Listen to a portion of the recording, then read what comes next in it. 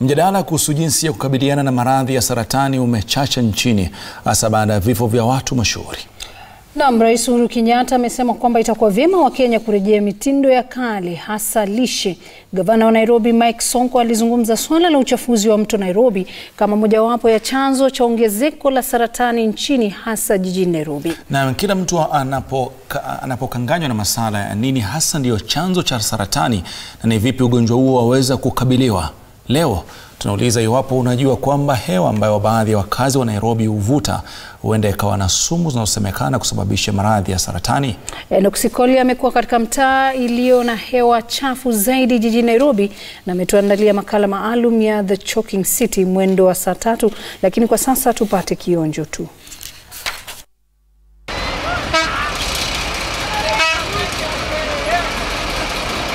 Majina yangu mimi naitwa Wanjiko. Rusi Wanjiko. Nakaa huko Morem. Sikupenda kwetu kukuja kwa takataka. Ni kazi tulikosa.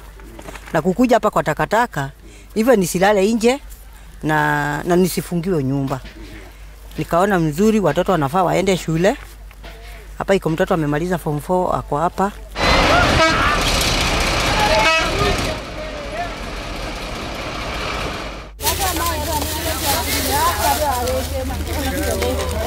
Sasa hapa tumeishi kuanzia 1998.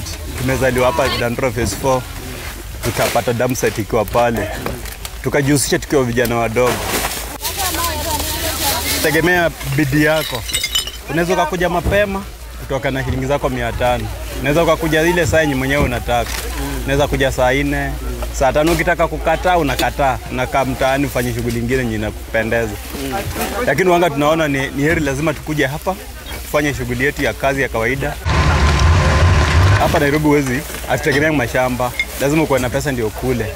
Na ni lazima ufanye kazi ndio uishi hapa. Na ni lazima ulipe nyumba.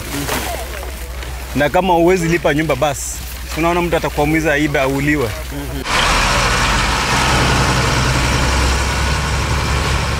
Ukiangalia kama ile kadi unanunua ya Safaricom, ukiscratch unaambiago hiyo carbon sijui whatever iko hapo juu si mzuri, inapoingia kwako inaweza kupatia nini? Cancer. Na tukiangalia mingi pengine zinatupwa hapa.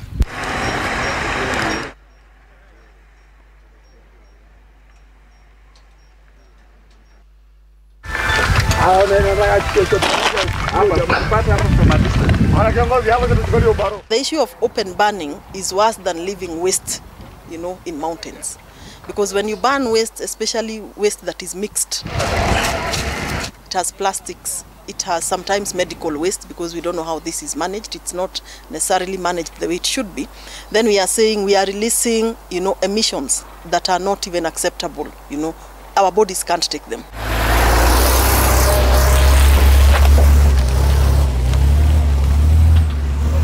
So when you burn plastics, you're actually releasing carcinogens into the air.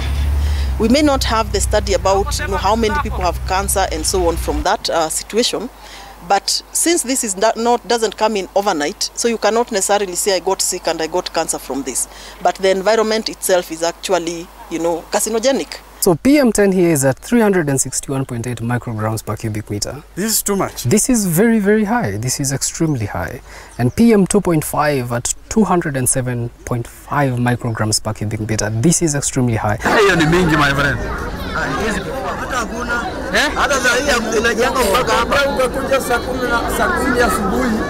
Hiyo moshi kiingia ndani ya nyumba za watu, unapata kuna watoto wengi sana wanaumia kwa sababu ya kifua. Na iko na chemicals vitu za white hivi, na zikikuingia unakohoa. So zinatu affect, zinatupunguzia maisha. Hapa hii moshi ikianza kutoka pande hii na zunguka hii kwa mayota mpaka huko chini.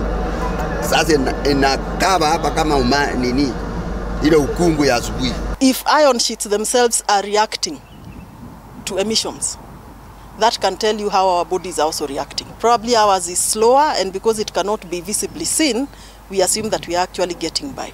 But if the emissions are actually impacting or affecting the mabati, then it means they're also impacting on us. The only unfortunate thing is that you don't realize this overnight, therefore you can stay with this condition for a long time, and you may not actually know that this condition has come from the environment where you've stayed. We have such a big number of patients with asthma, for example, that we had to set out a specific day in a week for a clinic, especially the asthma clinic. On a weekly basis, we see an average of around 18-20 patients. That is, every Thursday we have our asthma clinic.